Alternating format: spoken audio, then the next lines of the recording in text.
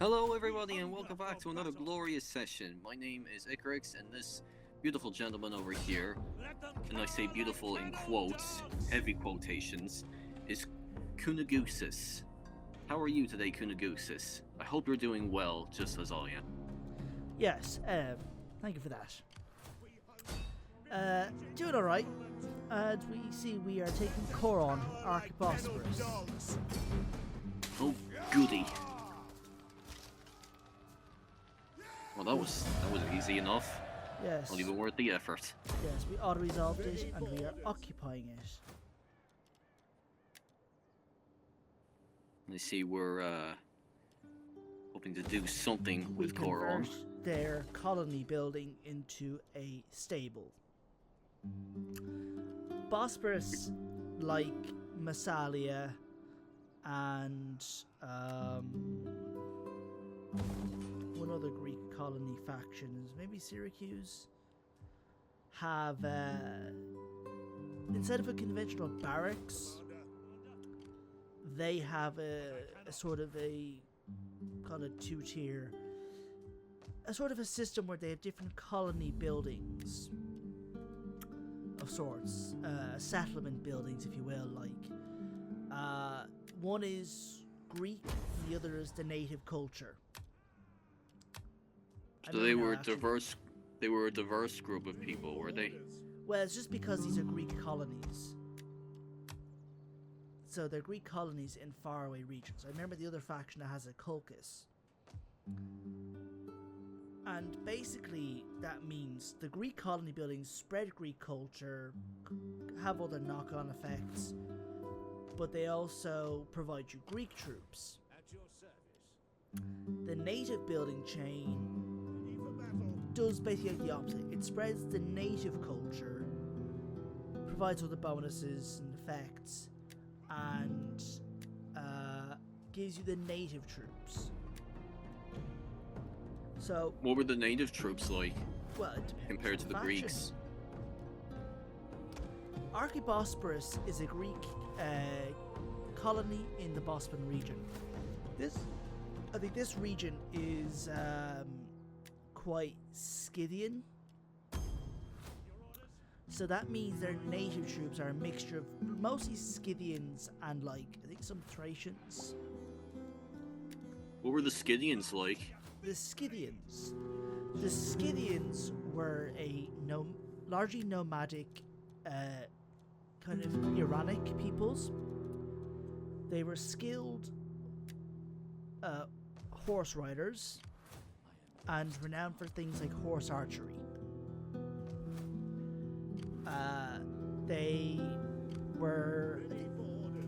The Greeks were acquainted with them to some extent. I think they were seen as of course they were seen as barbarians. Practically everybody that wasn't Greek was a barbarian. It's where the word barbarian comes from, basically. The Greek barbaros, and the barbar means So blah they're blah. they're the ones who created the term. Yes, basically the Greeks called anybody that didn't speak Greek a barbaros. And basically, Oh, so it wasn't like it wasn't like a derogative. Well, it was sort of derogative, but it wasn't like the all-encompassing derogative term we use nowadays. You know, like basically, it was for us a barbarian. If something was Perhaps. barbaric, that usually means it is savage, it is rough, it is kind of awful. But back during those times, it actually meant something because it was an actual description for Kind of, people in another culture. Basically, a barbaros was basically someone who didn't speak Greek, because to a Greek, as far as they were concerned, what they spoke was a bunch of nonsensical babble. To them, at least, it was uncultured. Yeah. Because they saw themselves as being civilization. So if you were not speaking their civilized language, you were weird and backward, perhaps. You were... Fair bit of narcissism on their part, if I do say so myself. Kind of just the way they Go saw ahead. themselves. It's just kind of classic tribalism. Bit- You see bit yourself as narcissistic as well as tribalistic, tribalistic, but it is what it is back then, I suppose. Yeah, so, we've stuff like Pseudo-Hippocrates airs waters places, where he talks about like a lot of non-Greek peoples. I say pseudo-Hippocrates because I think it's part of the Hippocratic corpus, a series of texts attributed to Hippocrates, but it's not written by Hippocrates, as far as I understand. I'm sure even the Hippocratic Oath wasn't by Hippocrates, probably. But, and I think it talks to the Scythians, though I don't recall what it says about them. I know what it says about the Persians. What does it say about the Persians? Ooh, let me think. It says that the environment... So, Commander, I guess the key thesis of the text is that people are shaped in large part, societies are shaped in large part by their environment. Yeah. So Greece is a kind of rugged, tough region. It's kind of cold, maybe. Crops don't grow always super well. Therefore, the people there are hardy and tough. You know, they have it difficult. It's challenging. They're a little bit more. They're a little bit more stuck in their old ways, basically. Just that they're kind of maybe. Yeah, this is the idea here, that they're tougher, perhaps more manly. You know, maybe a bit aggressive because it's not great there. The environment isn't. Persia is the opposite. Everything grows super well there. The climate is just right. It's all super fertile. This The means Greeks it's would- easy. It's easy existence for the people there, which makes them weak. Yeah, that's- yeah, mentally flabby. You know. So the Greeks had a major problem with the Greeks had a major problem with that, basically, or at least like they didn't agree with the greetings, notion honored that guest. an easy life was, or like We a Greeks life that are a wasn't realistic full of folk hardship and will wasn't exactly a life worth living, basically. Perhaps not, but that was the way they saw it. These are like city stereotype stuff, not really entirely true. But that's the way they saw it, it seems. And I guess a lot because the Persians were just very different. They were an outside group, they were an other. I don't know, like these are the same group of people who were willing to call Barbados people barbarians simply because of the fact that they weren't from Barbados Greece. people? Or yeah, simply because they weren't from Greece. Barbados, yeah. What? Like yeah, Barbados. They were. What do you mean by they call them- Barbados? What? What do you mean by Barbados? Like didn't you say they were called barbarians? Yeah, Didn't I the Greeks? was saying that they used the word Barbados, which means barbarian. Where All the barbarian same, comes like from. it's their form of saying barbarians. Like they would call the people of Barbados barbarians. The Maybe not Senate exactly, and people maybe of not Rome exactly see you barbarians, as but worthy something approximating it. What do you? I think you're getting confused here, because you're talking about Barbados. I didn't say anything about a Barbados. Then what were you talking about earlier? I was People who were talking called- about the word Barbaros or Barbaros. But didn't you say that they were? It was initially another way of saying barbarians. That's where the word barbarian comes from. Sorry? The word barbarian comes from the Greek word Barbaros. Yeah. You're saying something about Barbados. Okay, I might be getting confused. I'm sorry. Yeah. Basically, the Greeks had a word for non-Greeks, Barbaros, which Yeah. comes from barbar, which I believe means like just blah blah. Okay. Because as far as they were concerned, anything that wasn't Greek was a bunch of nonsensical babble. Okay. So Okay, that they makes a little called bit loads more of people sense. that weren't Greek barbarians. But to recircle it back to my original point, like the Greeks were willing to call people this term simply because of the fact that they weren't from Greece itself. You know, they were from different regions. Yeah, different cultures, spoke different languages. Yeah. That's how it was with the Greeks. And the Romans kind of had a similar thing. they considered anybody that wasn't Latin or Greek speaking a barbarian. They used this. Did they use like the same term? Yeah, they took the Greek barbaros and rendered it in Latin barbarus. Say when someone was talking about barbari, barbarians. To them, they were people that were neither Roman or Greek. It's strange though. I thought they would have at least come up with their own term and not just like rip off what the Greeks did. Romans were heavily influenced by the Greeks. I think their term for the foreign occupants of the Roman Empire were peregrini. But otherwise, I think they generally kind of used the word I think they used the word barbari to refer to non-Romans, Greeks, because they considered them barbaric, in a sense. Otherwise, they probably just call people by whatever terms they had to refer to these specific peoples. Like Gauls would probably Galli or Galatai. But anyway, They probably called them something. They probably called them some derogative terms, and maybe for all of these cultures, simply because they weren't originally part of the Roman Empire or the Greek Empire, I suppose. Yeah, and the Romans would, they would have had all sorts of. To them again, Easterners I think were seen as kind of weak and effeminate, and superstitious. I think the Romans were a bit superstitious themselves, but I think they didn't always have to. Again, outsiders were not exactly given the best treatment, or at least they weren't regarded very highly. Like it was back during those days, you sure as hell wouldn't have been given a good impression because like all these higher-end cultures that thought they were at the top of the world. That was just the norm back then. So it was the Romans, yeah. But anyways, to get to our original talk, the Scythians were they were barbarians that were skilled horse riders. They were renowned for their horse riding skills, particularly in horseback archery. Did they ever use the scythe chariots in any way, shape, or form? Because No, like that wasn't something the Scythians used. no. No. The But did they at Achaemenid least- Persians used scythe chariots.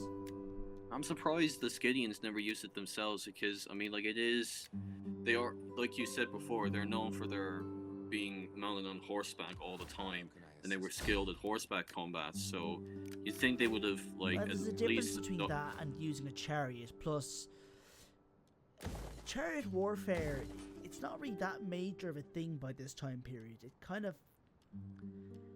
The chariots aren't that popular in warfare by this time period. They were still working out the kinks of it, basically. No, just that by that point they moved beyond chariots. Most They moved societies beyond moved this? beyond chariots by this time period. Oh, okay then. Chariots are probably more prominently used in the Bronze Age. All the same, though, you'd think they'd maybe come up with some sort of upgrade for it, or at least, like, create some form of chariot combat in a way that's a little bit more adaptable, a little bit more evolved, and just like I more. don't think it really makes sense. They're from steppe regions, and they're kind of nomadic peoples, and horseback archery was probably one of their main skill sets.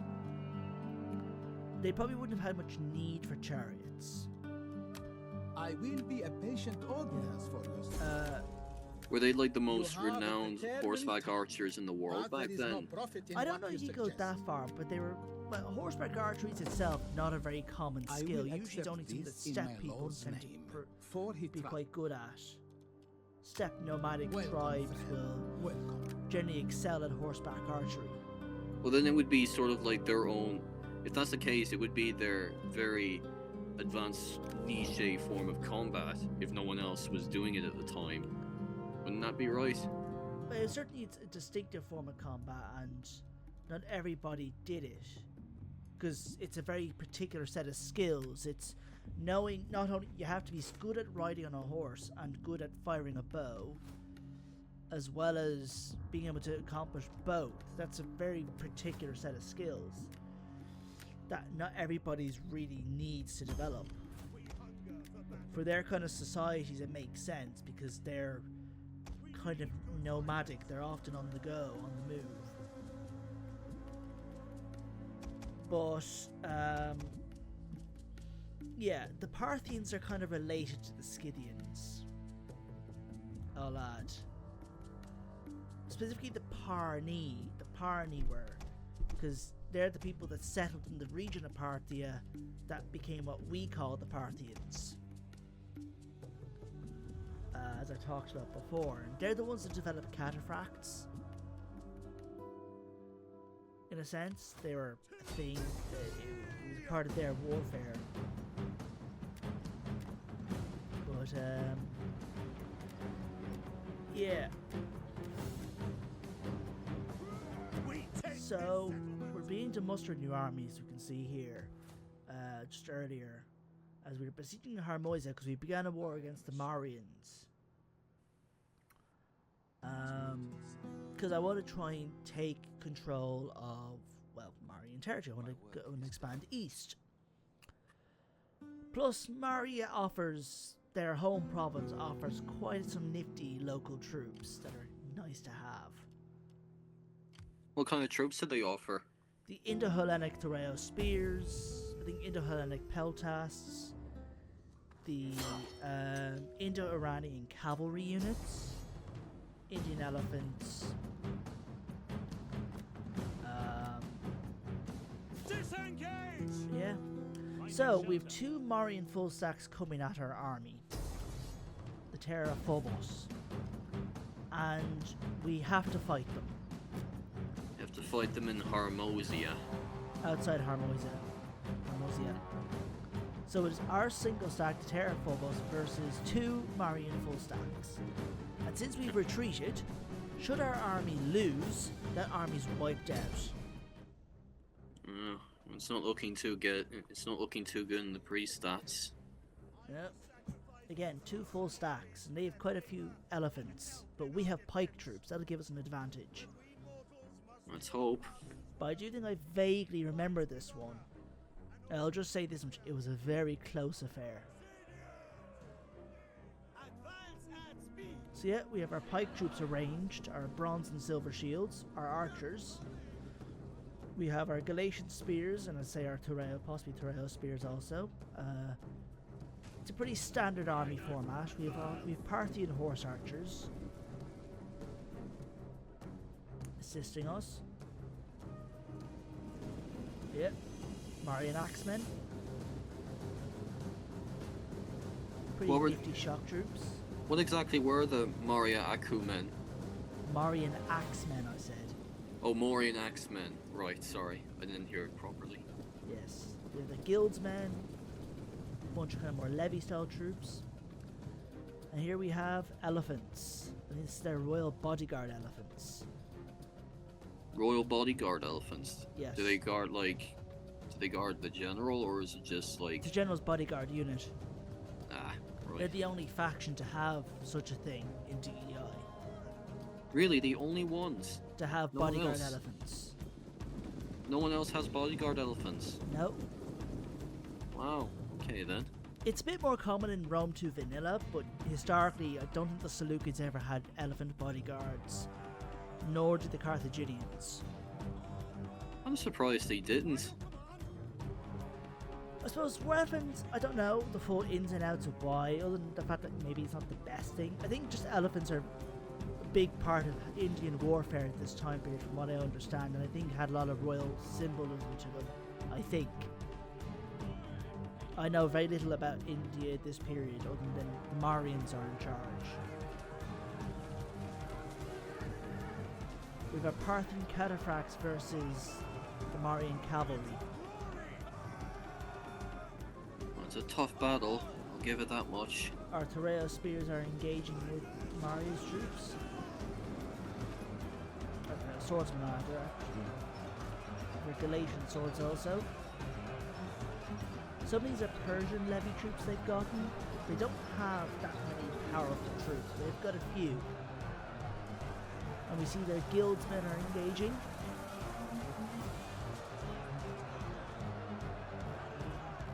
That's Yeah, not MAURYA. a phalanx, is it? Huh? That's not a phalanx, is it? We have a phalanx, they don't. Ah, right, okay. They used to in DEI Why not anymore? because they got rid of the unit.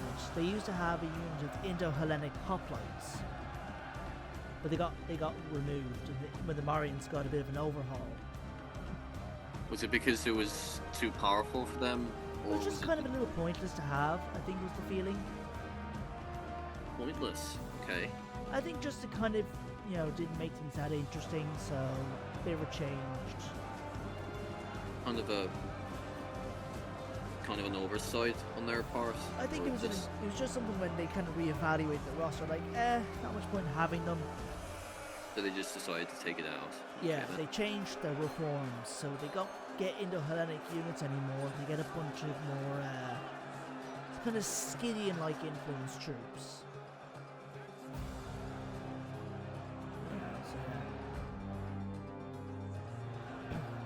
So our phalanx is holding the enemies.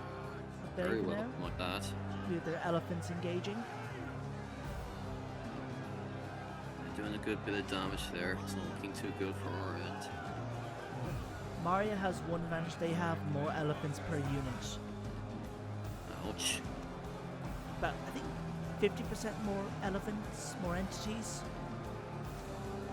I don't know if 50%, but let's just say that instead of say 36 elephants in a unit for like the biggest size, they'd have 48. Well, not actually, no, that's correction. They don't actually have 48 elephants in a 48 size unit. That's 24 elephants. But they're pretty big fucking elephants to deal with all the Well, same. yeah, it's still big units. As I think we talked before, in Rome 2, entities, elephants are counted as an entity in their own right. Yeah, of course. And I think when they have the towers, the archer in the tower is another entity. So that means that elephants with those towers, one elephant with one tower is two entities. So it's just like, I mean, it's the amount of elephants, but double. You can basically double the elephants because they have a separate entity riding on top of them as well. Yeah, basically. So when you see a unit of 48 strong elephants, it's 24 elephants. It's just that on top of them is a tower, is an archer on a tower. Yeah, and that's an extra one entity. elephant automatically counts for two entities, No, basically. one elephant counts for one entity. Well, it's like so the elephant itself is an entity, but it carries along with it another entity, i.e. Yes. the archer on top of it, basically. Yes. So yeah, I guess that's one kind elephant. of more or less what I meant. Yeah, like yeah, one yeah. up. Yeah. So that's how it is. We have our Syrian elephants engaging some troops there, and their elephants are coming down. It's a pretty tough fight there. We're moving in to attack their troops. We have the bodyguard elephants doing some serious damage there. Well, yeah, well, some of those are actually just their regular elephants. The Oh, bodyguard ones are the ones with really fancy looking armor, the towers and everything. yeah, I saw those ones. Those were the ones I was referring to. We have our phalanx formation back there, holding up decently enough. It's a little bit decreased, but still holding firm enough. So. These are definitely bodyguard elephants. I Yeah, know that those for are the a bodyguard fact. elephants, I think. They pretty MAURYA much has like 4 elephant units. in which case it counts for 8 entities, basically. No, they have 4 units of elephants. Oh, 4 units of elephants. Okay, my bad. I think MAURYA elephants, MAURYA war elephants, they're functionally the same, just one's a little more armored, just a little bit. 24, and then they have the kind of tower elephants and then the royal bodyguard elephants. So yeah. I believe someone is responsible for the luck of those elephants. Yeah.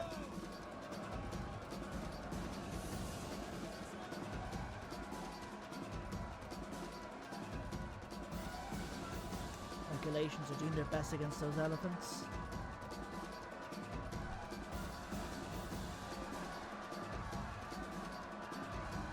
They're definitely pulling out the best they can.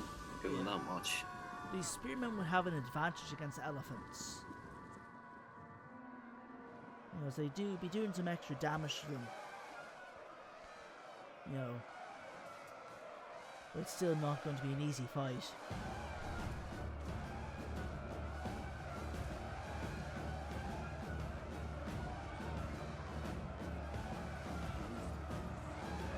They're definitely holding out as best they can.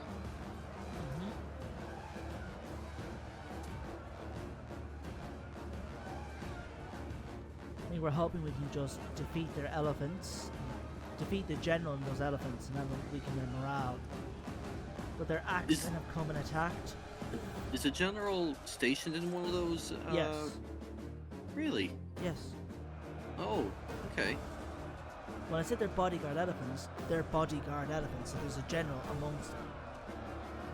Yeah, I figured that much, but I didn't think he'd be sitting on one of the towers, actually. I thought he'd be on horseback leading them, and he'd just be surrounded by the elephants. I didn't think he'd No, be if literally... generally that means if it's a bodyguard unit, means the general's amongst the bodyguard. Why would he be on a horse accompanied by elephants? He'd be on an elephant. Okay. We got more elephants coming.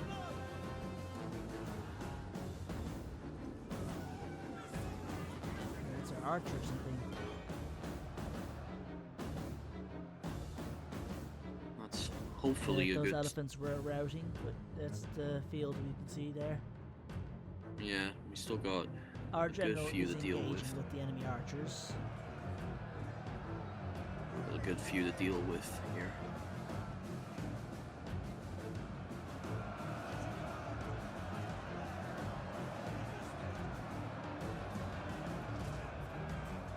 So why do you think the bodyguard elephants weren't utilized anywhere else? I'm kind of curious, actually, because they I seem don't like a know. pretty... I don't know the they s- ins and outs of why. Because they seem like a pretty decent... They seem like a pretty decent form of defense for your general. Well, If I you're don't hoping... know, because elephants are creatures that can be quite easily spooked, and if they get particularly spooked, they can be very difficult to control, and all sorts of issues. Plus, I suppose elephants are probably not so substantial. I don't know. I couldn't say exactly why. Seleucids use war elephants, but as far as I know, the generals were usually either accompanied by the Hetyroi or the Agame for their bodyguards. In terms of Seleucid kings, Carthage, again, their elephants are usually their bodyguards. Their commanders are usually just mounted on horseback.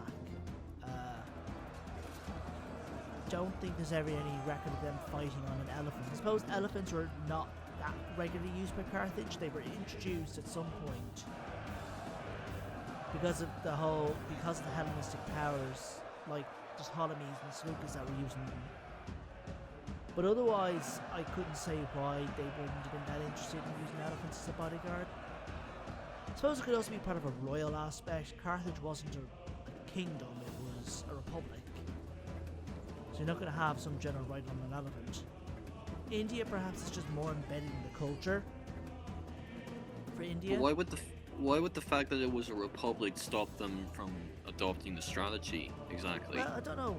I suppose the idea because a guy riding an elephant is probably more of a royal thing, indicative of royal symbolism.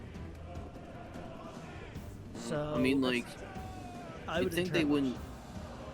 You'd think they wouldn't think of it itself as like a royal privilege. I mean, like, I would assume they just thought it just gets the fucking job done, you know? Well, the thing is, though, does it? Is it really that effective? Riding I mean, on an like- elephant. It looks I mean- impressive.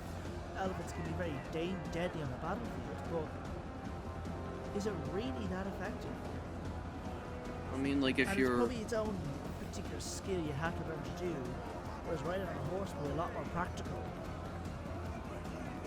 better It takes an control a awful lot of horse. skill to learn how to ride a horse. I mean, like, it can't be that much different from learning how to be stationed on an elephant. You know what I mean? No, again, I don't know all the reasons why. Who knows what reasons? No, I know. I'm just like, just questioning the natural order of things, I suppose. Anyways, I think we're making progress now. Yeah, they seem to be routing. A lot of enemies are routing, but we still have a bit more to go. We're even having our archers fight in melee.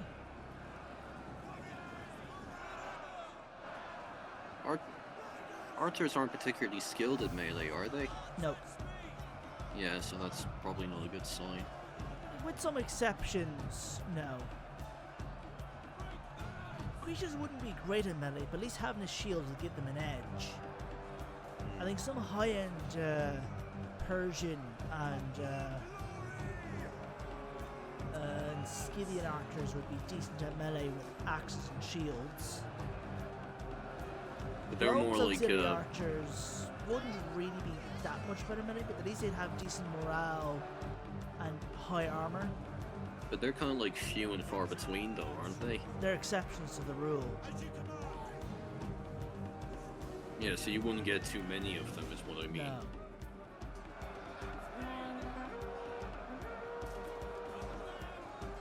So yeah.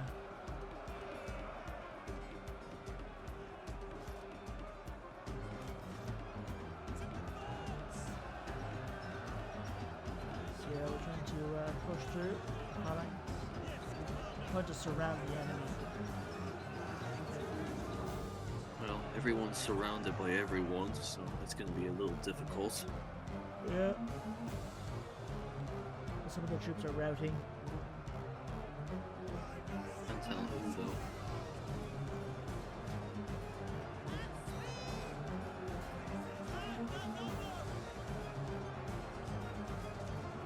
They're putting up a valiant effort there. Still have the phalanx troops blocking off as much as they can, but looks like all the fighting is going on around them, so they're not really of much use right now.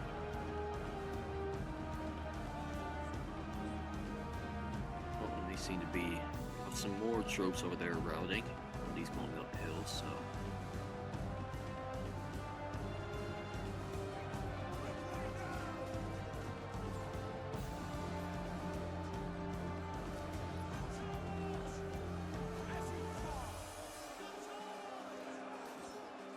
Shields going up against shields.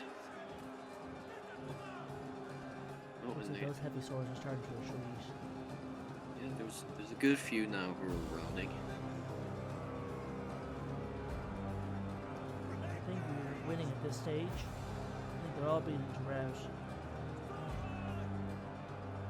Most of them anyways. Well, we held our own. That's the most important thing. Yeah.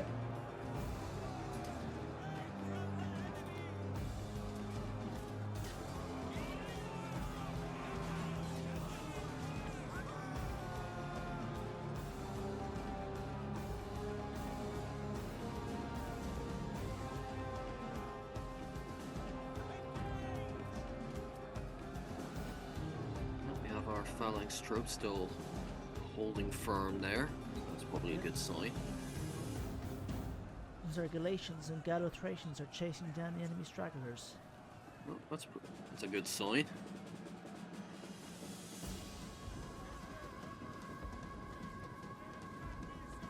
Well, those guys are definitely starting to rout now. They're all routing at this point. Those guys are just sitting there enjoying the fireworks, so to speak.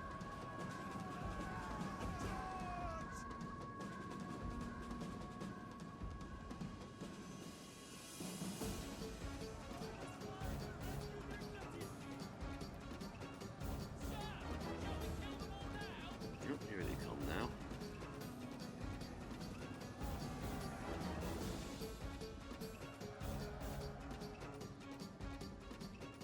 These guys are just standing there enjoying it, enjoying the view from way back there.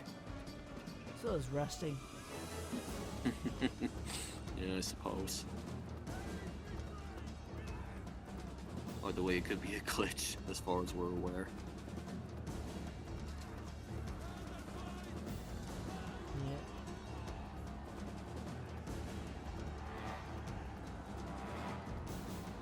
Yeah. I just rolled down the hill.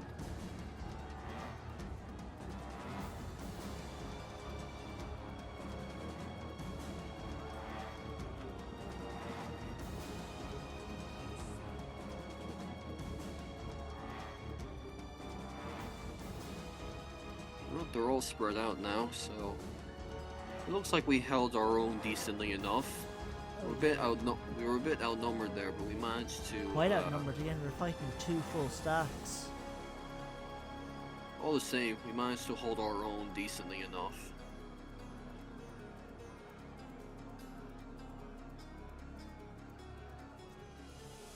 That'd be more of a Pyrrhic victory, wouldn't it? Pyrrhic victory. I don't know. A close victory, for sure.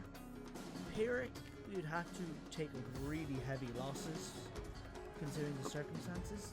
Maybe, but I'd say probably a close victory more so than a Pyrrhic. I mean, I'm assuming we lost a good deal of soldiers there. I mean, like, lost we a were fair outnumbered, bit, weren't we? probably, but we'll just have to see. Alright, so.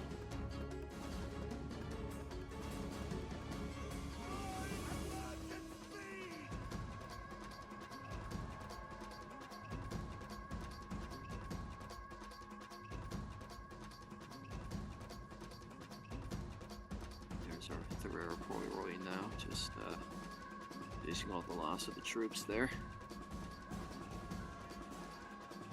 Yeah, just coming up with that parading troops, celebrating troops.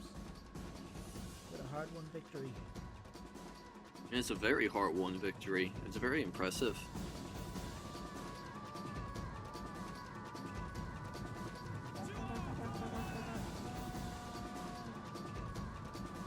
There's our TWR2 now. I know I'm probably pronouncing that wrong, but I'm never gonna. Not bad take. It's our TWR2 Galatraikes, the Galathracian TWR2.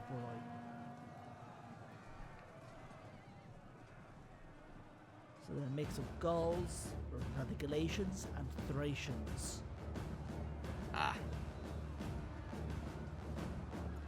So that's why they don't look very Greek. Because they're not Greek. no, I figured they weren't Greek anyway. Yep. So, we are basically at the end of this video. So yeah, we only one battle, but a long one. So, hope you enjoyed it. Yes, we sincerely hope you enjoyed it as well. Not quite done just yet, we still got another 44 seconds worth of this battle. What about another 30 seconds left to this video? Ah, alright then. Math's a bit off, but either way, we're nearing the end of our session today. Indeed. Here we Let's see the see. results. A Pyrrhic victory, so you're correct. Ah, yeah, because I figured we were outnumbered. Anyway, Oh yeah, we were outnumbered, but that's not really what goes into it. And we Anyway. enslaved the captives.